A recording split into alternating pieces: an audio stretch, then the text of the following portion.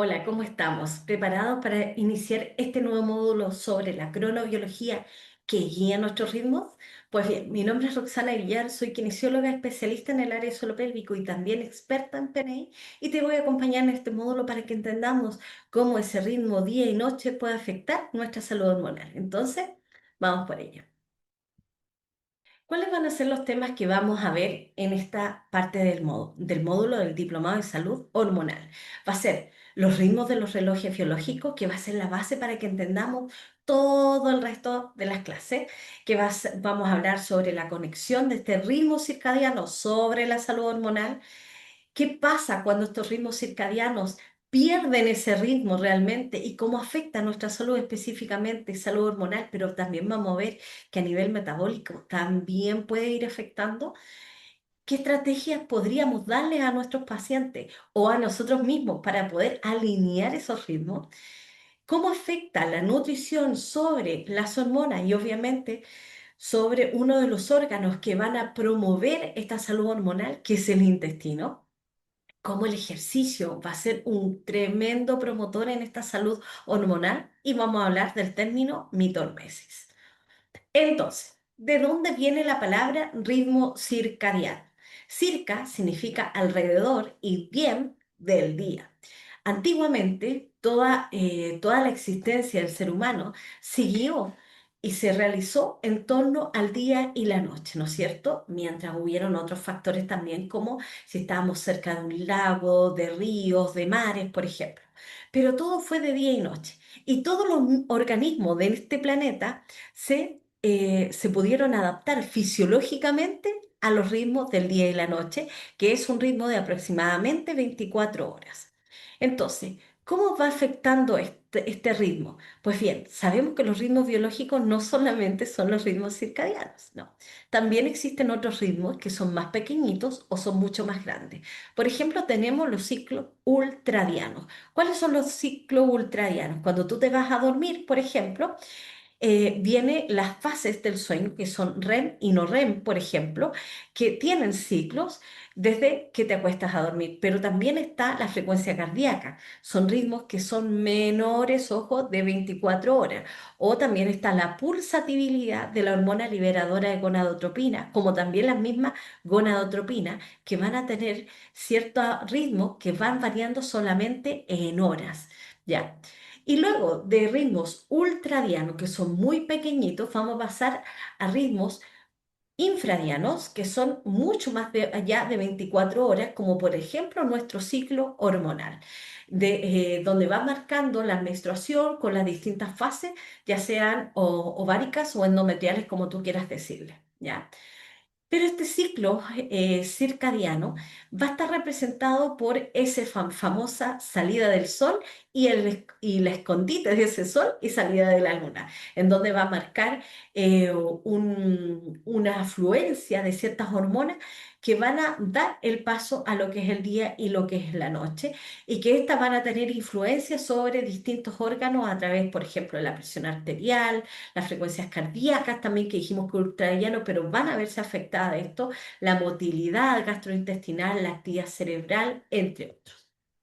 Entonces, como vemos en esta imagen adaptada del libro La inteligencia de las hormonas de la doctora Aviva Rum, nos muestra que cuando estamos mirando hacia el sol, va a activarse cuando abres tus persianas de tus ojitos y miras al sol, van a activarse ciertos núcleos a nivel cerebral del hipotálamo, que va a hacer que se segreguen ciertas hormonas y neurotransmisores que van a activar toda tu maquinaria para que hagas las actividades de tu día, desde moverte, buscar el alimento, hacer ejercicio, trabajar en el computador, mantenerte atento a lo que estamos hablando, entre otros.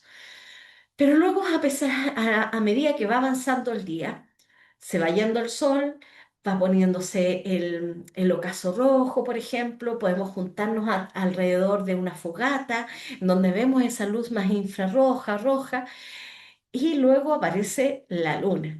Y esta oscuridad que empieza a aparecer o este cambio de color del mismo sol va a estimular también otras partes a nivel cerebral, que va a estimular a hormonas o neurohormonas, vamos a decir, que es la famosa melatonina, y va a estimular otras funciones a nivel fisiológico y a nivel sistémico que van a permitir el descanso.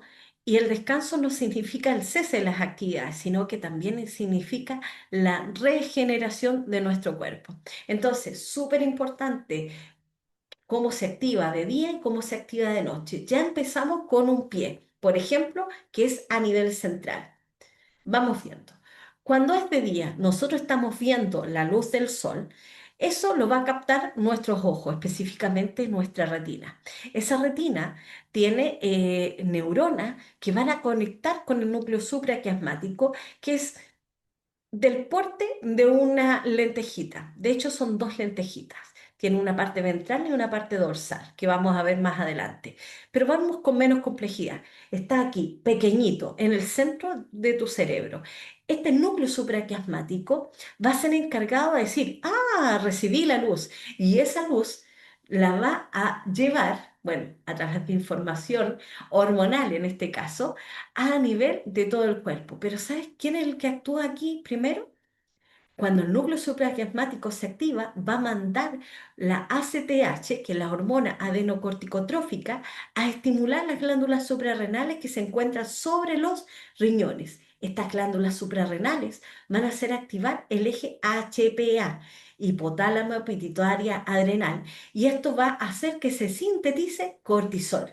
A esta respuesta al despertar del cortisol se le llama CAR. Entonces, muchas veces hemos escuchado hablar, es que tengo mucho cortisol, tengo elevado cortisol, pero la verdad es que el cortisol es una hormona que es segregada por nuestro cuerpo para poder activarnos en el día, en la mañana. Por ejemplo, aquí ves unas cantidades de vísceras que pueden estar influenciadas por este cortisol. Por ejemplo, yo que soy del área suelo pélvico, ¿qué es lo que vemos? Que durante la mañana uno apenas despierta, de hecho el pic del cortisol ocurre a los 30 a 45 minutos al despertarte, se segrega a todas las otras vísceras, va a través de estas autopistas de la vía sanguínea y va llegando a los distintos órganos y específicamente llega a los intestinos. ¿Para qué? Para aumentar el peristaltismo. Esto, ¿qué es lo que va a hacer? Es que aumente tu deseo de defecar durante la mañana. Y uno debería entonces defecar a los 30 a 45 minutos después de despertarse. Y eso es normal. Pero ¿qué es lo que encontramos? Que los pacientes o nosotros mismos despertamos y no nos dan deseo de defecar. Y después de una gran comida, que ahí también hay otro peristaltismo, pero creado no por la noradrenalina y el cortisol, sino que está creado por el aumento de comida que estamos ingresando, tampoco nos da deseo defecatorio. Y ahí es donde tenemos que pensar. Son esas personas que despiertan aletargadas, por ejemplo, en la mañana, que les cuesta reintegrarse al día a día, que me cuesta sentarme a trabajar o hilar mis ideas, se me van las palabras. ¿Cómo que se llamaba esto? Por ejemplo, esas personas quizás son las que te dicen que es que yo trabajo mejor de noche. Cuando todos se van a acostar, los niños se van a acostar, yo miro la hora y cuando todos están descansando, yo tengo ganas de trabajar y estoy como, wow, despierto. Es como que me brotan las ideas. Bueno, esas personas tienen cortisol más alto durante la noche. Y el cortisol es, es una hormona que no solamente te va a activar, sino que también controla e inmunomodula a un sistema inmune. Entonces, baja los procesos inflamatorios incluso, nos protege. ¿Y qué pasa si está trabajando más en la noche? Lamentablemente, la otra hormona, que es la química nocturna o la oscuridad en la sangre, como le digo yo, que es la neurohormona melatonina, no va a poder ingresar. El cortisol con la melatonina es como el día y la noche, el yin y el yang. Cuando uno está alto, el otro va a la baja. Este sube, voy a la baja. Es como cuando sale el sol buscando la luna y la luna ya se escondió, como cuentan las historias cuando éramos chicos. Entonces, ¿qué es lo que podemos ver? que si vemos este diagrama en donde está el cortisol alto durante el día y baja cuando llega la noche para que la melatonina aumente y esta vaya a mínimos históricos, nuevamente cuando llega ¿quién? El cortisol por la mañana, por ese estímulo visual de la luz, pero de la luz del día, que también puede ser por la luz, por ejemplo, que tengo estos artefactos aquí afuera, puede crear una disrupción endocrina, lamentablemente fisiológica, y por qué no vamos a hablar a nivel sistémico. Entonces, se ha visto que ese CAR, que lo que era el CAR, era la respuesta al despertar del cortisol, sucede en los primeros minutos al despertar y va a hacer activarse todo nuestro cuerpo. Es más, aquí dice que este pico de cortisol prepara el cuerpo para las demandas del día, para movilizar las reservas de energía, mejorar la disponibilidad de glucosa y modular la función inmune. Entonces, súper importante el cortisol. Pero ¿qué pasa? Que de repente a las 4 6 no, a las 6 de la tarde se me da por tomarme un cafecito, porque ese me da como un subidón de energía. Claro, vuelve a estimularte el cortisol. ¿Y qué va a pasar con la melatonina? La melatonina va a decir, hasta que no se bajen las concentraciones de cortisol, yo no aparezco por acá. Y nos cuesta dormirnos en la noche. Entonces ya empieza a haber un desbalance en este ritmo día y noche. Pues bien, vamos a tener entonces un reloj central, vamos a decir, que es el marcapaso maestro, que es el núcleo supraquiasmático, que aquí se pone ese SCN, que está, son las abreviaturas en inglés, pero se llama núcleo supraquiasmático SCQ. Bueno, después lo vamos a escribir.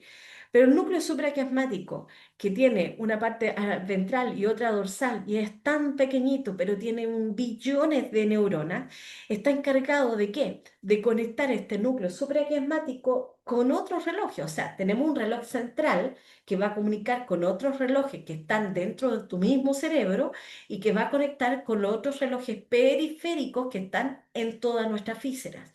Pero ¿cómo lo hace? De cierta manera, este reloj central que está dentro del cerebro va a poder transmitir información al resto de relojes que vamos a decir que son periféricos a través de vía autónoma, o sea, simpático, parasimpático, por ahí yo creo que has escuchado hablar del vago, y a través de vía hormonal, ¿ya?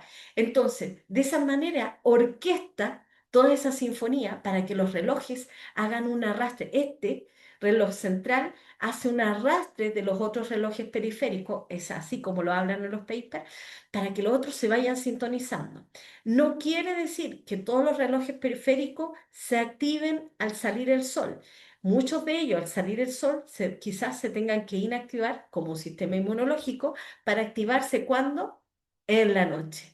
¿Ya? Entonces, los ritmos circadianos tienen una oscilación de aproximadamente 24 horas y estos van a llevar los procesos fisiológicos de nuestro cuerpo.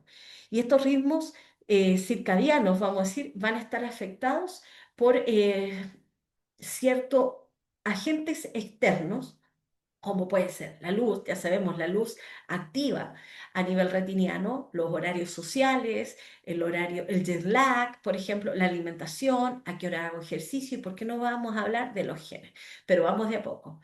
Núcleo central quiasmático, núcleo supraquiasmático, que se encuentra sobre el nervio óptico, va a mandar información a los relojes periféricos que se encuentran en todo el resto de órganos. Todas las células tienen relojes, ojo. Pero, bueno, y aquí me modificó la palabra, estos relojes, incluyendo el central, ¿qué es lo que puede modificar su ritmo? Estos se llaman Zeitgeber. Los Zeitgeber, que es una palabra alemana, significa dadores de tiempo o marcadores o sincronizadores de tiempo. ¿Y qué es lo que hacen? Hacen un reajuste de los relojes biológicos que tienes en tu cuerpo, en fase, en periodo y en el ritmo, del ritmo circadiano. El principal Zeitgeber es la luz. La luz ya sabemos que ingresa por los ojos y hace esta activación de este reloj central para que orqueste y arrastre todos los relojes periféricos. Pero también existen otros Zeigerberg, como son la temperatura, el ejercicio, la alimentación o incluso patógenos, que pueden influir en cuanto a ese ritmo circadiano. Vamos a ver la temperatura. Mi pregunta es para ti. para que la pongas en práctica de inmediato hoy día. Fíjate que cuando ya te vas a ir a la cama, ¿cómo sientes las manos? Mis manos ya están rojitas, mi nariz también, las orejas también, y mis pies, no se me está calentando mucho porque estoy con esta luz azul. Sientes las manos calientitas y los pies calientitos y quizás la nariz coloradita y las orejas calientitas, pues bien, ¿qué es lo que sucede? Que en la noche la temperatura también tiene un ritmo circadiano. En la noche el cuerpo necesita enfriar la parte central y entonces para enfriar necesita hacer una vasodilatación, sacar el calor del cuerpo a través de radiadores, vamos a decir. Los radiadores van a ser las manos y los pies y donde hay muchos capilares, por ejemplo, y a través de ello va a poder eliminar el exceso de calor. Entonces tenemos que tener calientito. ¿Por qué el centro tendría que estar frío? Porque ahí es donde va a operar el sistema inmunológico. Entonces, ¿qué pasa? Que nosotros tenemos frío, nos ponemos manta eléctrica, nos ponemos muchos guateros, ponemos la temperatura, hoy día se puede calefaccionar las piezas a 28 grados. El cuerpo no va a necesitar eliminar calor. Entonces, ¿qué pasa? Que vamos a ir alterando relojes periféricos de inmediato y nos va a costar conciliar el sueño. ¿O no pasa que de repente en pleno verano, en esas oleadas de calor, tenemos que sacar el pie de la cama, destaparnos, descubrirnos, porque realmente es tanto el calor que no nos deja dormir? Pues bien, la baja de temperatura ambiental de 18 grados la media, por ejemplo, puede estimular a que quiera bajar la temperatura central y el calor se nos vaya a las extremidades. ¿Para qué? Para que empiece a andar cierta maquinaria a nivel central y activar a nivel periférico, como por ejemplo es la melatonina con todos los receptores que tiene en la periferia. Entonces, qué importante es la temperatura durante la noche para poder dar el ciclo de noche. El ejercicio. El ejercicio es un tremendo Seikenberg. Y, por ejemplo, queremos hacer ejercicios durante la noche después de salir de un trabajo y nos vamos a un tremendo gimnasio donde hay luces que disparan color azul, color rojo, color amarillo, por ejemplo, y hacemos bicicleta o hacemos crossfit o hacemos baile entretenido. Pero ¿qué pasa después del ejercicio? ¿Cómo quedas? Quedas despierto, quedas prendido. ¿Por qué? Porque liberaste más cortisol. Entonces, ¿qué pasa? Que eso va a hacer que se atrase más la llegada de la melatonina. Entonces, súper importante, ¿cuándo vamos a hacer ejercicio? Distinto si me dicen, es que yo quiero hacer ejercicio para bajar de peso y he leído o he escuchado que realmente el ejercicio durante la noche mejora la quema de grasa, por ejemplo, y el consumo de esa energía de exceso que podemos tener. Pues bien, pero hay que ver cuál objetivo es el que estamos llevando primero. La alimentación, y aquí es súper importante. Nuestros antepasados comían una vez al día, por ejemplo, y no comían tan tarde quizás. Comían porque durante el momento que tenían luz de día. No estaban las ampolletas, las bombillas que las prendíamos, no estaba el celular para ver lo último que pusieron en Instagram, por ejemplo. Entonces, ¿qué pasa? Que la alimentación cada vez la hemos retrasado tanto de manera social o por el trabajo que tenemos, turnos nocturnos, por ejemplo. Entonces, lamentablemente, mientras más tarde comamos, esto va a influir en el metabolismo de nuestras vísceras. Entonces, mi cuerpo va a estar preocupado de qué? De metabolizar todo ese alimento y no va a estar preocupado de la regeneración del mismo. Me adelanté, perdón. Y patógenos que también pueden influir en nuestros ritmos circadianos y que pueden interactuar. Por ejemplo, tenemos una gripe y la gripe sabemos que en la noche te da más fiebre, empiezas a activarse y en el día tú quieres dormir, solamente dormir, dormir porque quieres recuperarte. Pues bien, podría provocar. Pero también hay enfermedades como la diabetes mellitus tipo 2 que pueden alterar los ritmos circadianos a nivel central y periférico, como ya vamos a ver. Ahora, El núcleo supraquiasmático, que está pintado en el centro con todos sus lóbulos, y eso que es chiquitito, va a tener una influencia externa de estos 6 Gepper, que dijimos que son la temperatura, la alimentación, oye, la melatonina, la luz también influyen, pero también podemos ver los glucocorticoides. ¿Por qué? Porque el cortisol es un glucocorticoide que puede actuar, pero y puede modular la parte inflamatoria o sistema inmune. Pero hoy día sabemos que también existen beta-metasona, glucocorticoides de exógenos que estamos ingresando a nuestro cuerpo por algún proceso, enfermedad autoinmune, por ejemplo, o proceso inflamatorio agudo que pueden influir en nuestro ritmo circadiano a nivel central. Ahora, ¿qué es lo que es importante? Que este núcleo supraquiasmático va a ser un arrastre, por ejemplo, ¿de qué? De relojes periféricos que pueden estar en los riñones, los pulmones, en el páncreas, en el hígado, en la piel y en la retina. Ahora, lo que sí, este arrastre, por ejemplo, puede provocar que estos ritmos de estos relojes periféricos se vayan a reorganizar. Pero esta organización de mayor a menor, por ejemplo, núcleo supraquiasmático y abajo los relojes periféricos, hoy en día está un poquito en estudio. ¿Qué se ha encontrado? Desde la parte dermatológica, de la famosa vitamina D que tenemos que, por ejemplo, esta hormona que tenemos que sintetizar a través de la piel. Y se ha visto que la piel ha logra tener un arrastre sobre el núcleo supraquiasmático, quizás está en estudio, pero la piel puede tener un arrastre en todos los otros relojes periféricos a través de la exposición a la luz. ¿Y qué es lo que sucede? Que hoy en día salimos de nuestra casa, nos vamos a una oficina o a un centro hospitalario o a un colegio y tenemos las luces prendidas, luces blancas todo el día. No hay un desfase donde la luz se vaya bajando, por ejemplo, y estamos encerrados.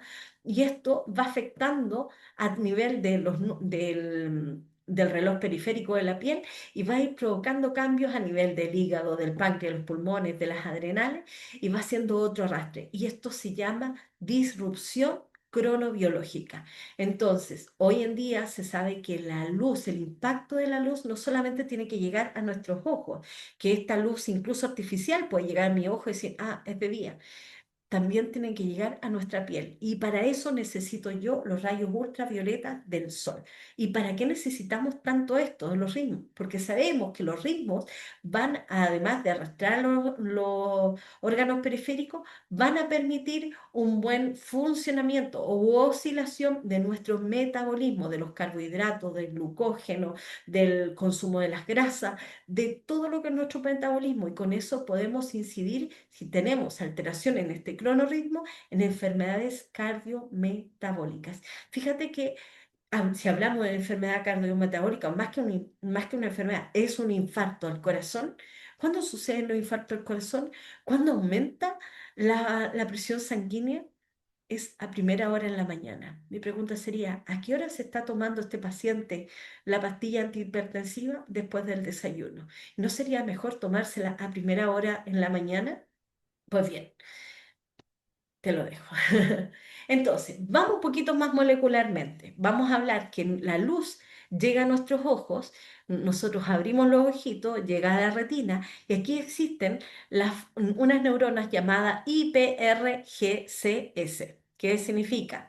Células ganglionares de la retina intrínsecamente fotosensibles, ¿ya? Estas neuronas lo que van a hacer es que van a captar la luz y a través de mensajeros va a mandar a través del tracto retino-hipotalámico, RHT, la información al núcleo supraquiasmático. Este núcleo supraquiasmático, a través de sinapsis, como cuando estudiamos cuando pequeños, vamos aquí a encontrar una neurona y otra neurona postsináptica, presináptica, va a mandar información a través de ¿qué?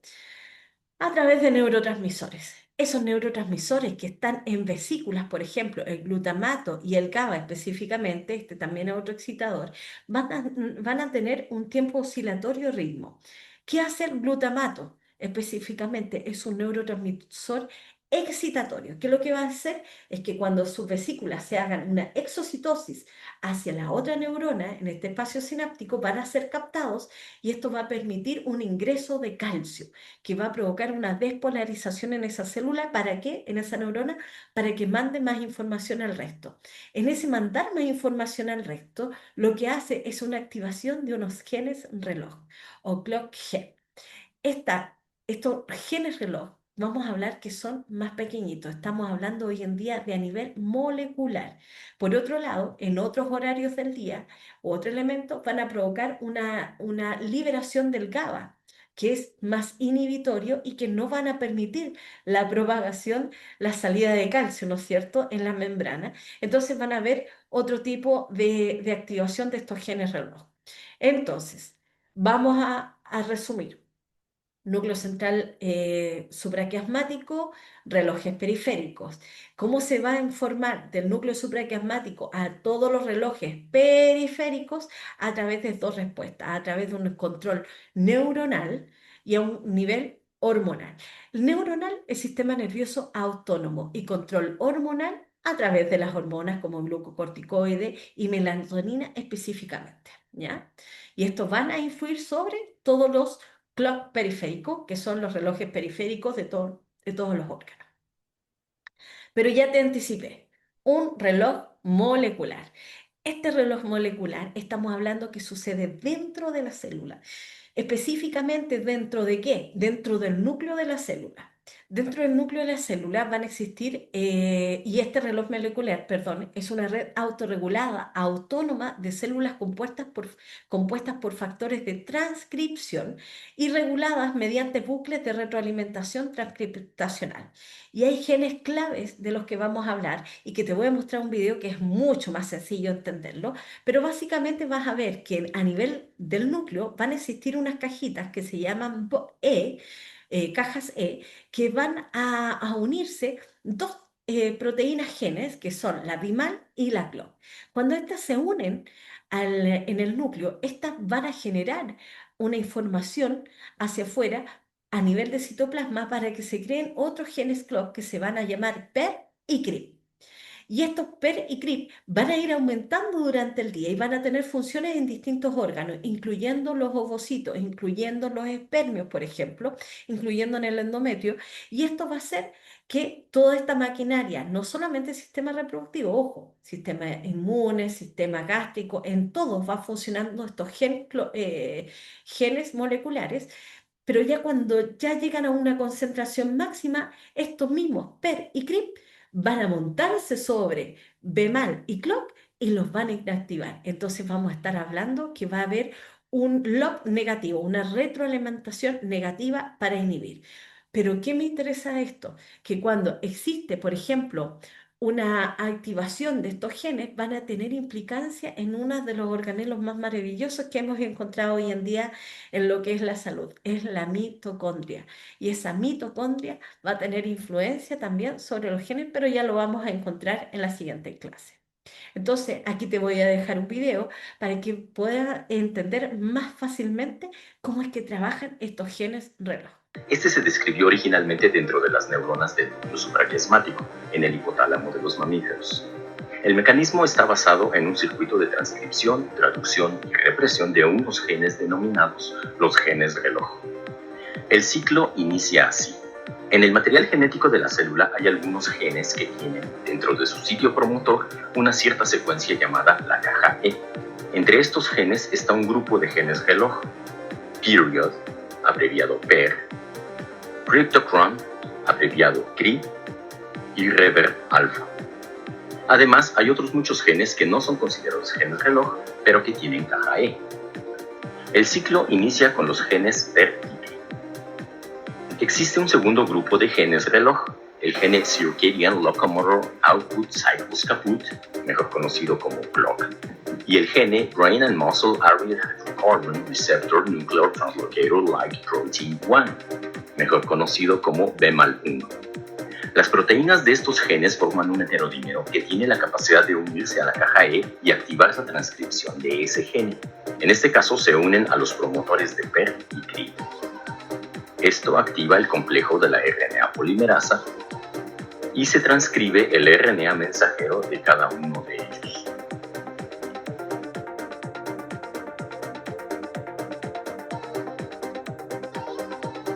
El RNA mensajero sale al citoplasma y allí se ensambla con el complejo ribosomal y se inicia la traducción del RNA a proteína. Las proteínas que se sintetizan son peri-cri. Las proteínas peri-cri forman un heterodímero. Como la transcripción de peri-cri está activada, su concentración aumenta rápidamente. El heterodímero per-cri entra al núcleo de la célula a través del complejo de poro, mientras dentro del núcleo continúa la transcripción de estos genes.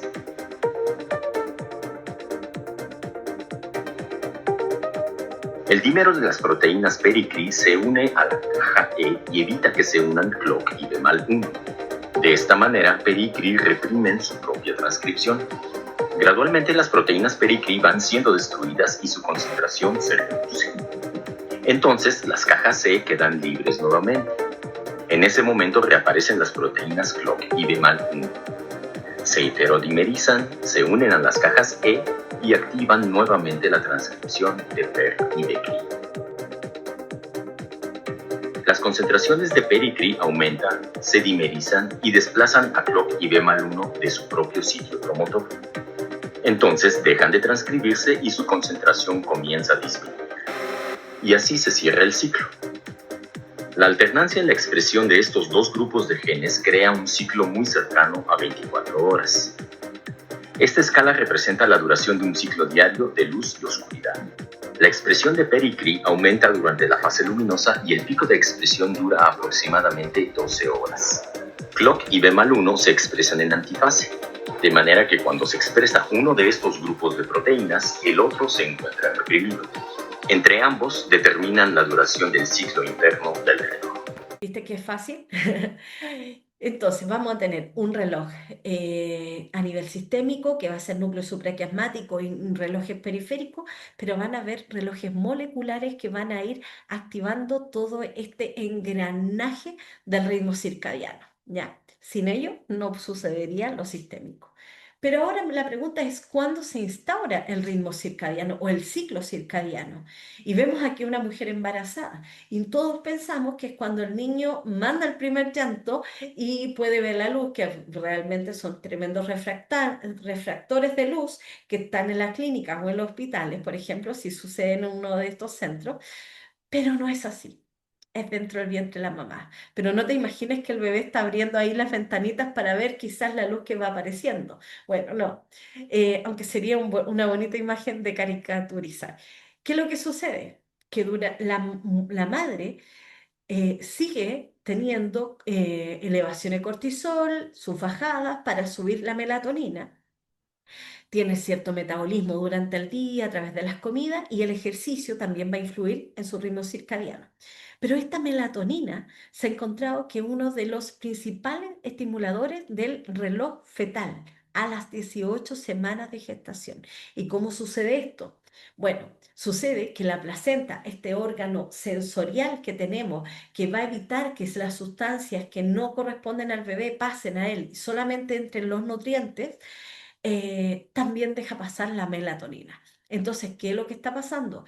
Que mujeres que tienen embarazos y están sin un buen ritmo circadiano, porque como voy a amanecerme después todos los restos de los siguientes meses, voy a verme todas las películas, voy a salir con mis amigas, voy a hacer ese baby shower hasta las 2 de la mañana, por ejemplo, van a tener este jet lag social, lamentablemente van a ir afectando a su ritmo circadiano y por ende van a afectar las concentraciones de melatonina que van a pasar a través de la placenta y del cordón umbilical al bebé. Ahora, esa melatonina también va a dar el puntapié para que se activen las glándulas adrenales del bebé, porque las glándulas adrenales que van a liberar glucocorticoides son las encargadas de qué? De mantener el ritmo también circadiano fetal y que esta puede tener alguna implicancia a nivel de las glándulas pituitarias, que sabemos que son el segundo mando, por ejemplo, cuando vieron lo que es el eje hormonal, gonadal, hipotálamo, pituitaria y las glándulas adrenales, perdón, los ovarios y los testículos en los hombres. Y este eje es súper importante porque en la pituitaria también se van a segregar otras hormonas que tienen que ver con el eje neuroendocrino de la parte neuroadrenal. Entonces, en resumidas cuentas, nuestro ritmo circadiano se ha visto hoy en día en investigación que empieza a las 18 semanas de gestación. De ahí que es tan importante poder mantener este ritmo circadiano. Ahora, ¿qué se ha visto cuando no se ha mantenido este ritmo circadiano? Lamentablemente se ha encontrado alteración en el comportamiento de los niños, niños con más pataletas, con déficit en concentración en las clases. Incluso se está viendo una propuesta a enfermedades neurodegenerativas con respecto a esto. O sea, antes decía yo en otras clases, lo que come mamá, lo que siente mamá, ahora podemos decir también cómo duerme mamá, puede afectar la salud metabólica incluso y genética de lo que va a tener el bebé en su vida adulta. Y es más, en estudios en ratitas se ha encontrado que a esta hembra, por ejemplo, la expusieron a luz artificial día y noche, hubo un bloqueo de la melatonina, pero estas otras hembras, su hijo, cuando tuvieron descendientes, esa siguiente generación también fue afectada y tenían muy poca melatonina en su ambiente. Y vamos a ver que la melatonina, como una neurohormona, es antioxidante. Y como antioxidante nos protege de la oxidación que sucede incluso al respirar día a día. Entonces, si esta neurohormona no nos está protegiendo, vamos a tener proceso de senescencia, de envejecimiento anticipado. Entonces los ritmos circadianos durante la vida, ¿cómo son? Ya sé que empieza a las 18 semanas de gestación, pero durante la infancia o durante los primeros meses vamos a tener que los bebés tienen un sueño ultradiano, son sueños cortitos y despiertan para poder tomar leche materna. Pero lo importante acá es que a través de la leche materna también se segrega melatonina que el bebé va a tomar y por eso son bebés más tranquilos, por ejemplo, más que duermen tranquilos después de tomar pecho y no siguen llorando, no les dan esos famosos como cólicos. Van a tener sueños más tempranos en comparación con un adulto. Ahora, después de la infancia, por ejemplo, vamos a pasar a una adolescencia en donde existe un marcado cronotipo tardío con un retraso de los ritmos de la melatonina. ¿Qué quiere decir? Que son estos adolescentes que nos cuesta sacarlos de la cama, por ejemplo, y que a las 8 de la mañana o las 7 de la mañana en otros países tienen que estar en el colegio, por ejemplo, y ellos todavía están durmiendo porque la melatonina los está invadiendo y están luchando por tener los ojos abiertos y más encima poder realizar un certamen de ciencia o de matemática en donde sus cualidades a nivel cognitivas quizás no van a ser de lo mejor porque están con este otro tipo de cronotipo, pero son chicos que, como dijimos, cronotipo tardío, se despiertan tarde, pero se acuestan tarde también. Les cuesta dormirse. Ya para la adultez va cambiando, en donde los ritmos se vuelven más tempranos. Nos despertamos a las 7 de la mañana, 6 de la mañana, podemos hacer ejercicio, vamos a dejar a los niños al colegio o nos vamos al trabajo nosotros. Pero la duración del sueño ya también empieza a ser más corta. Los adolescentes tienen un sueño mucho más profundo y más largo, pero por algo es así la biología. En cambio, la vejez, los ritmos son sustancialmente más tempranos, en donde existe un debilitamiento de ese ritmo circadiano con unas reducciones de la amplitud. Lo vamos a ver en esta imagen. En este estudio realizado en el 2019 se quiso enmarcar tres variables con respecto al día y la noche. Y fíjense que además de la melatonina, además del cortisol, aquí me están marcando la temperatura del core. ¿Cómo era la temperatura del core durante la noche? Bueno, tenía que ser baja, tenía que bajar. Entonces, empezaron a evaluar tanto en la infancia, en niños, en adolescentes, adultos y adultos mayores, cómo son estos ritmos circadianos. Y quiero que veas solamente la amplitud. Enfócate a lo que es niño y mira el otro extremo, que es un adulto mayor. ¿Qué te llama la atención?